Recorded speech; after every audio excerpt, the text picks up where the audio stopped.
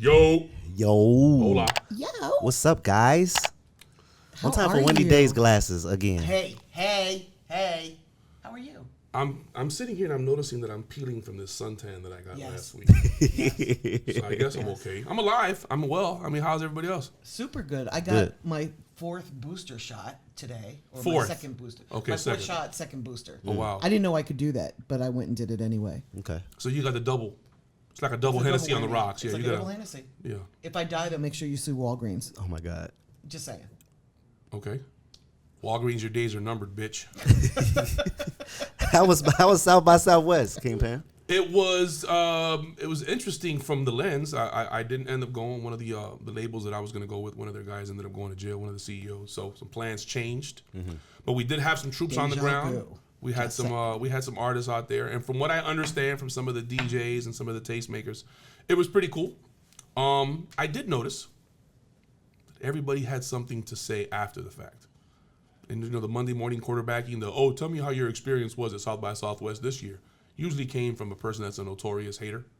So it was just curious to see or to hear some people's experiences, right? Were the haters out?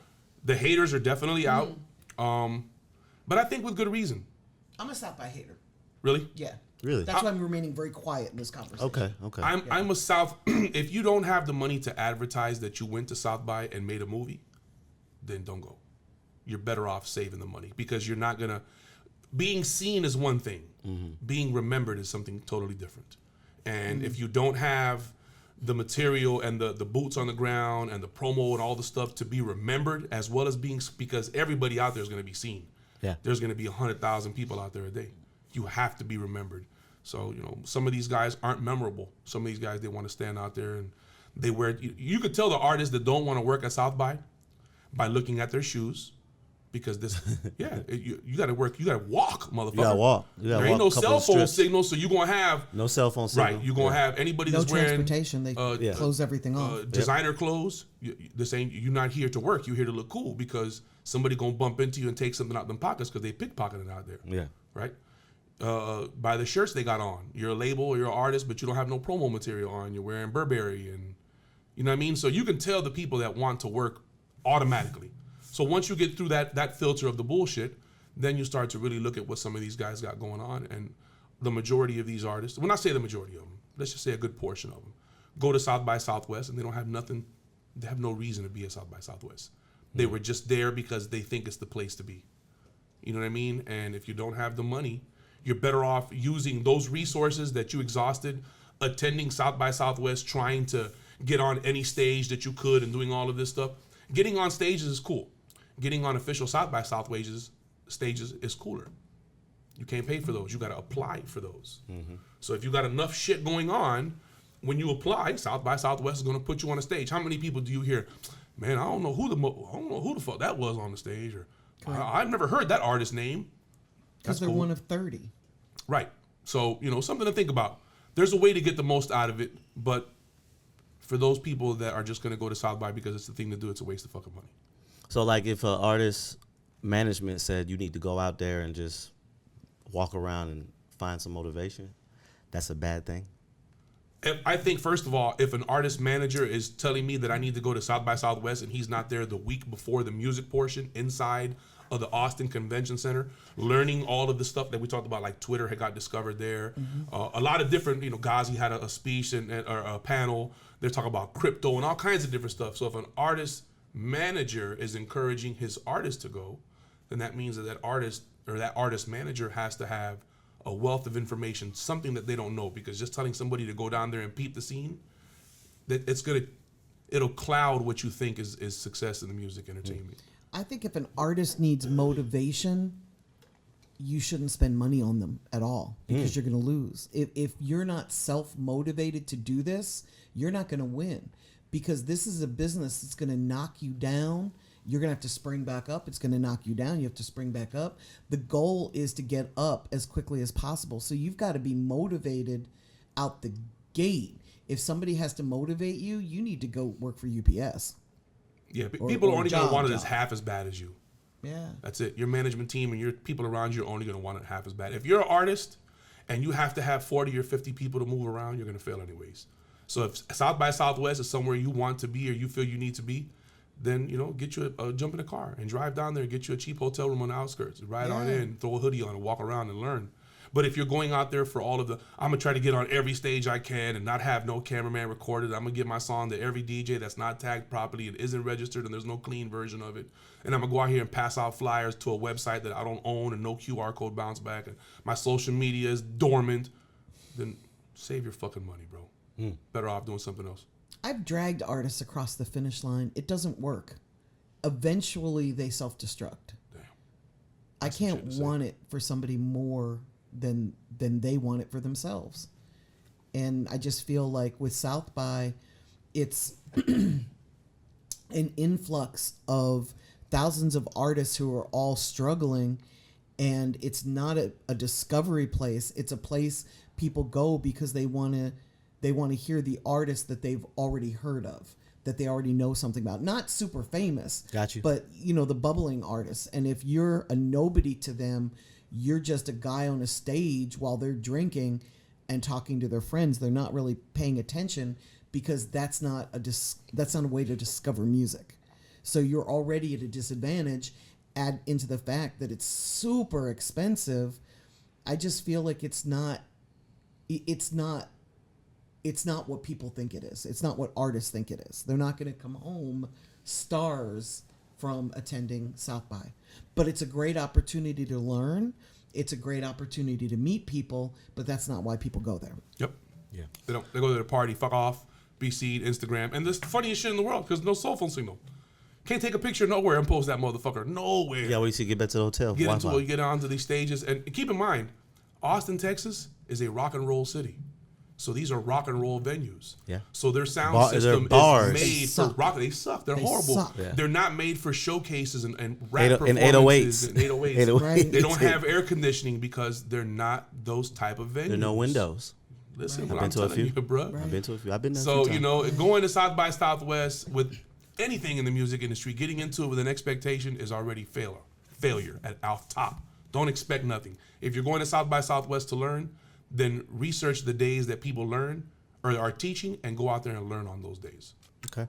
I do want to start. What's the difference between a independent label and a label? A major label? Yeah, major label. About 250 employees. And a budget. Break it down a little bit for someone that don't even know what that means. Well, I mean, Wendy would probably be better suited to answer this question than I would, but I'll give you my quick one. An independent label is trying to operate. Their goal should be to operate on the same scale, if you will, or not the same scale, but the same level, scaled down as a major label. The problem with that is that most independent labels, there is no hierarchy, there is no staff. So the CEO is the manager, is the booking agent, is all of these things. And unless you're in a position to know what roles you have to fill on your team and then ultimately what playbook those people are going to be given so that you guys can raise championship, there's nothing that anybody can do for you. Right. Atlantic has 268 employees. So you want to operate, you want Kodak Black results, you got salary for 268 employees. Because somebody got to come turn the lights on and wipe the bathrooms down and sanitize it. Somebody got to answer the phones. Somebody got to make sure that everything is done on the business side. And that's what people don't understand is that, you know, getting social media is one thing. Do you have all of your logins for your social media? That's problem number one. Do you have updated pictures? Did you take these pictures on a Droid or an iPhone? As crazy as it may sound, it makes a difference. The pictures and all of the quality of this stuff changes when you exchange it via email communication, unless you're airdropping stuff. And I don't think you can airdrop anything with a Droid device, can you? Not that I know of. No green bubble. So, you know, Can't is airdrop it possible for an independent label to operate off of a cellular phone? You're fucking right. I can do it with my eyes closed. Me too. But most of these people that want what Wendy does or what Kingpin does or what Ferrari does, they don't understand it. They understand that you're the person to come see to get it done. So they pay you and they walk away. And it doesn't work like that because it still has to be worked. There are still things and decisions that have to be made constantly. Things have to be monitored. And all of that takes a team. And that's the major difference between an independent label, in my opinion, and a major label. And I'm sure Wendy's going to give you some more schematics of it. But Yeah, I'm going to talk about the money. yeah, Because that, to me, that the biggest difference is the budget. cash. Major labels have, billions of dollars to spend, whereas an indie label might have 20 grand, or if they're lucky, the 150 that it takes. I always compare it like this. The best analogy I can make is that a major label is like a cruise ship, and an independent label is like a jet ski, and they both have their pluses and minuses. So I don't want to go across the ocean on a jet ski, but I'll happily do it on a cruise ship. Right. But if I'm putting out music and something happens in the world that I want to address quickly, I can't turn a cruise ship on a dime and make a U-turn or even make a left turn. It's a big, wide turn, and they're very slow. And that's the way major labels are, whereas a jet ski can go in a circle really quickly. So it can do whatever needs to be done as fast as possible. And to me, that's what in India is. They're able to really react to the marketplace. If I put out a song and it's not reacting, I can drop another one next week. A major label can't do that because there's 248 employees. A lot of different There's so many different hands that gotta touch it. departments. Exactly. And there's so many artists. Usually an indie label has one or two. A major label probably has 50 people signed just in one genre. And then they cover every genre. So there's so many artists there, and it becomes more about the money than the relationship. Shout out to my brother, the CEO Whisperer, who showed me a fun fact last night that says that the 3 major record labels generate $2.56 million per hour on streaming music. Oof. I wish they'd share it with the artists. $2.56 million per hour. Wow. And considering that 85% of the 100,000 songs a day are loaded incorrectly, it makes you wonder where all that uncollected and unclaimed money goes. Black box. It's going to Stay tuned for somebody's the cat report. Okay. Female artist features clearing records. Is it more difficult for a female artist to secure bigger features solely because of her talent? Like, so for example, like Mulatto or Lotto, I figured he was going this way with this shit. I knew she he was said going with it. it was hard for her to clear a record because someone that was featured on the song, who we do not know, was in her DMs trying to get at her, and they made it difficult for her to clear a record. To that, you guys say what? Wow. Does that happen often? Clearly, that doesn't happen for men like that. It happens on the petty tip for men. I remember trying to clear, I had an artist on Atlantic, and we had a feature with a Universal artist, and there was beef between the two labels over something that nobody even remembered why they were beefing, and I couldn't get it cleared. So yeah, it absolutely happens for men. I think anytime you've got people, and emotional people at that, involved in something, yeah, there can be issues and pettiness and anger and love and, all the emotions going on.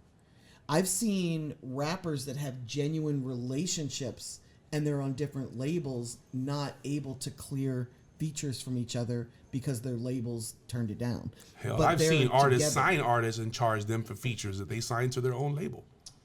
Puffy was famous for that. Ridiculous amounts It's of money in the for bad features. boy contracts in the early days. I can't speak for now, but in the early days, he was making 40 or 50,000 just to be like, Take that. can't touch this, can't touch this, and it was in your contract. Got to come off that cash, baby. I mean, it's difficult for everybody in this business to get on. And when you're in a position and you're asking somebody that has what you want for leverage, That's the key. Is it's a part of the leverage. fucking game, man. In Build this leverage. case, it's bad because he wanted some ass.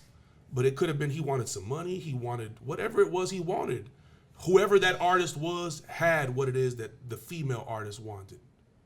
And because of leverage, you either going to give in or you not. It's up to you to decide. But then after it's all said and done, to be like, yeah, I'm going to tell you about your famous people. They some real bitches because you're so fucking what? This To do whole all of that and industry's say the fake. record still made the album and you still had to turn it in and you still did all of that was just pointless. Because we know it goes on every day. It goes on in courtrooms. You hear about it. You hear judges going in the back and taking prisoners in the back and getting head. And you hear about all the horror stories in the rap industry where they'll tell a guy rapper, bend over if you want to. You hear all of that goofy shit. You hear all the myths and the rumors. So you can put your own 2 cents on it, your own spin. Use your imagination. Who gives a fuck? This is the music business, man. This is survival of the fucking fittest. Do you want to be the biggest in the world? What are you going to do to get there? You either going to do it on your knees or on your feet, blood. It's up to you. It's just leverage. If you want to win and get everything you want, you're going to have to build leverage.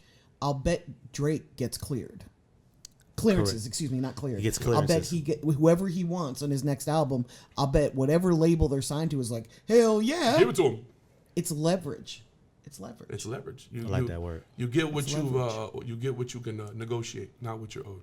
Exactly. Nobody's And it happens in radio too, by the way, but I legally cannot say. It happens everywhere, man. It happens everywhere. It happens Yeah, everywhere, it man. happens Look at everywhere. the Me Too movement. You know what happens in Hollywood, where you got the guy Harvey Weinstein was pulling his thing out on everybody to get roles and stuff. And I'm not saying that it's something that shouldn't be discussed, but I'm saying if it happened, and you still got your record, and you still ended up putting it on the album, and you still did all of that. So are we left to assume that you had to give up some ass for that song since it still made the album? That's a good question. I don't know. We know it. We probably know it didn't happen that way, but why bring it up now? It was a good talking point on Big Boys Radio. All it could be. I gotta say, I'm kind of glad that it came out, only because if people know that this person is known for that, they know to avoid them. I think the artist Like, that we she's all talking about is knew- notorious for it. I think he's made an issue about it. I think he even went online and said it. What about me? He said, I got both of them heads fucked up. Because I told Shorty, I know his exact, not this, they ain't, I'm going to sub quote him, if you will. Got you. Go ahead. What about me? What about what I want? Those were his exact words. I know what you want. You want to come over here, he said, because the rap is trash. That's what he said on his live. He said, the raps are trash. What about what I want? I know what you want. What about what that's what he said. So. Well, if he was honest about it, then That's what I'm saying. Like, this is an individual that has been discussed in the public forum for being this type of way. Who gives a fuck? If that's what you want to get a feature from this artist, what you gonna do? It's not about money with him. He wants some ass. It's up to you. Is the verse that bad? Is the feature that bad? There's 1,000 other artists out there that'll give you a feature, bro, without trying to get some ass from you. And producers. It's some people that genuinely want to work with you. But when you come into the situation like a dude rapper, if you a dude rapper and you come into the game with all kinds of money and you just green as fuck, everybody's gonna take advantage of you. you become an ATM If machine. you a female rapper and you come into this bitch and you using everything but your talent to get to where you want to go, then people are gonna try to take advantage of you. It's the position that you put yourself in. Not saying she put herself you're not or playing female the rappers victim. Yeah. put themselves in that position, right, right. Not saying that at all. Right. But I'm saying it's again the leveraging of it. It's what how you approach situations, how you approach people. It's I mean, we don't know the backstory of it, bro. 'Cause you got to No, you got to right. DM somebody to get in the room with them and all this extra shit. So you don't know what a couple likes on Instagram and a couple hard eyes or, a hand emoji up in the air, how it's interpreted. It could be interpreted any kind of way. But does it happen? You're fucking right. It happens. It happens every single day. Okay. All right. I got a question for both of you guys. What does an A&R do? What is Collect it? a check. What is an A&R? Artist and repertoire. Yes. Yeah, that's what it means. Yeah. Do you want me to go Yes. for that? Okay. So I was joking too when I said collect a check. So an A&R person is the person at the label that's really the cheerleader inside. They are supposed to go out and discover talent. Not a whole lot of discovering goes on anymore, but their job is to find talent, bring it into the label, convince everybody as to why they should sign that person, and then once they're signed, they're the cheerleader for that person at every department. So they take them to the marketing department and say, yay, we signed this person and they're great. They go to the publicity department, yay, we signed this person and it'll be real easy to get press for them. They go to the radio department, yay, we signed this person and they make great radio music. They're the person that is the liaison between the artist and the label. And they also make sure all the paperwork gets done. All the splits are done properly. All the contracts are signed for producers, for sidearms, for features, for anything that needs to be done. That's really their job. And because they're so integral. Integral. Thank Is that you. a word? In the label, it's one of those words for me. Integral, yeah. Thank you. What he said. It's one of those positions where it's so important at the label that they're paid a lot of money. But the downside of an A&R person is they're the gatekeeper at that label more often than not. And they are usually sitting in an office somewhere in New York or LA. So they don't really have boots on the street. They don't really know who's putting in the work and who's not. They're usually looking at research reports that other people at the label are funneling to them to see, okay, who's reacting right now on TikTok, who's reacting on Instagram, who's reacting wherever. So they're a little bit skewed in terms of not being on the streets to know exactly what's real and what's not. That was a great definition. Yeah, shit. What she said. I like great. A&R people. I mean, somebody who can. I don't want Somebody you to who think I don't like guess them. somebody who can see the forest and not necessarily focus on the tree.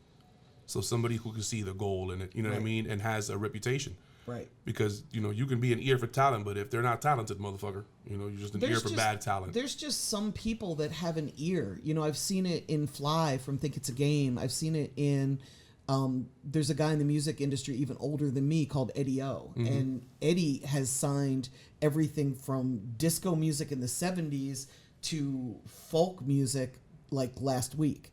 And he's just one of these people that has a great ear. There's just people that can hear it and know it. And then there's other people that need to look at research and data. I'm one of those people. I look at research and data to see who's moving and bubbling.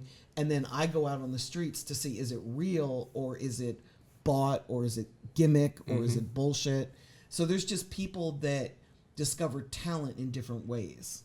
I think during the mixtape era, mixtape DJs became the A&Rs for a good Yes. time, and then bloggers Yes. replaced them. Drama, Cannon. You know what I'm saying? Yeah, Yes. Bigger, all those guys. I Bigger, think yep. those guys were. And then the bloggers. And then the bloggers came in 2011. and took over there. Like, Yep. okay, y'all need somewhere to post y'all mixtapes and shit because y'all can only post them locally. We could post them globally, so now we're the gatekeeper. Right. And then now it's gone on Now to it's the platforms. Now it's the platforms, the fan introduction platforms.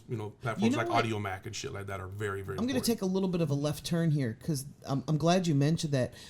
To me, I think what killed the mixtapes and the blogs for having power is they decided to monetize it. So they were picking really great talent in the early days, and then it became a hustle. Right. So you would have an artist, you'd have a relationship with a blogger. The blogger would say, okay, give me $500 and I'll write about them. And they were writing about a bunch of just bullshit because they were making money. And then the fans stopped believing in the blogger. Like, well, what happened to their ear? Right. That's how I found out about Drake was through this blogger. This is how I found out about Kanye. And now they're writing about Louis Lump Lump, who's whack. Right, like paying to get And your they just- your yes. interview in a magazine. Yes. There was no editorial. Yes. There's no editorial sense to it, so it's a paid for advertisement. Exactly. And they killed themselves. Yeah. It's the same thing with South by Southwest to a degree, is where the majority of people that go down to South by Southwest, they pay to perform on non-official stages. And they perform in front of 7 There people. are Right. thousands of non-official stages that's Right. going on down there. It's But the there same aren't principle enough with the people websites. to be in the crowd. So you go to a showcase and it's the artist and all of his boys. It's the 30 people that paid $1,000 to perform, and the audience is them and their friends. It's not real fans. Or people just in there having a drink. And chances are, during South by Southwest, there's nobody casually walking into a bar and having a drink. Correct. It's a fucking zoo. Every one of the ones you want to get into, you can't get into because they're super crowded. So you walk that thin line. But yeah, I think now the platforms are definitely the new A&Rs. But I still think the DJs, in a large capacity, DJs still play a major role in how music is discovered. May not be how music is consumed. It's consumed on the platforms. But how it's discovered, DJs still play a very, very, very important role in that. I agree with that. I agree. All right, question of the day time. Woo! Dear Cheat Crew, I'm a momager running out of money and patience for my son. I feel like he is as talented as ever, but he's extremely lazy. I've explained to him that if he takes this seriously, he wouldn't have to work that ridiculous day job. All he wants to do is rap in the studio, smoke, and hang with his boys. What do I tell him? I feel like you answered your own question, but Yeah, I mean, momagers, the problem with momagers and some artists, unless you're going to be like Ray J's mama, calling the radio station every fucking day and learning every aspect of it. Like, in my eyes, if the kid is talented and he can make whatever it is, then as a momager, you should know that Where's the website, mom? So that we can sell merch, mom. So he can quit his half-ass daytime job that he's only making $150 a week. Show him that he could sell 15 t-shirts and make $300 a week, and I guarantee you he'll quit that job and start selling t-shirts. As a momager or as a manager, putting you in positions that you don't deserve or haven't earned are the signs of a good manager. Somebody that could take what you have and use their relationships and leverage that into positions for you. So as a momager, if you don't know what you're doing, and this is not something that you do on a professional level, then you're moonlighting, and your son is moonlighting like a rapper, and he doesn't take you serious because you're his fucking mom. Shut up, clean my room, mom. What's for dinner? Nothing stops and ends when he doesn't rap. The world doesn't end. With a regular manager, a real manager, he's got about 2 or 3 times to not pick up the phone and do what he asked before he tells him to pick up his shit and get the fuck on. You ain't got to worry about it. We ain't doing this no more. Mom is going to still be there. So I think mom has to either raise the fist or haul ass. Sorry. No, I'm with you. It goes back to what we said at the beginning of this. You can't want it more than they do. If your son isn't motivated to get up and do this, this isn't for him. If all he wants to do is smoke weed and play video games, then he's playing rapper. Yes. He's using that as his job description because he thinks that's what a rapper does. And Make believe. it's more doing exactly. It's more about doing that than it is about rapping. Because a real rapper is going to want to go to the studio and they're going to want to crank out 100 songs a week. It's not about smoking weed or playing video games. It's about making music. And they want it so badly that they have to get it out. It's like throwing up. They can't hold it in. Key word to me was lazy. I hate lazy people. I don't surround myself around lazy people. When you say he was lazy, I immediately was turned off from the whole discussion. Don't even want to meet with you or your son in the future, possibly. So Yeah. For me, it's doesn't listen. Like, if you don't listen, if you're not coachable, you're a waste of my time. And he sounds like he's not coachable. Sad, because mom said she was running out of money too. Put that It is bag up, sad. mama. It is Put sad. that bag up. Stop Don't spend spending another money. dime on his ass. go buy you a bag. Yeah, put that bag up, mama. Don't Treat do it. yourself. I think we're out of time. Yeah, time to go. Bye.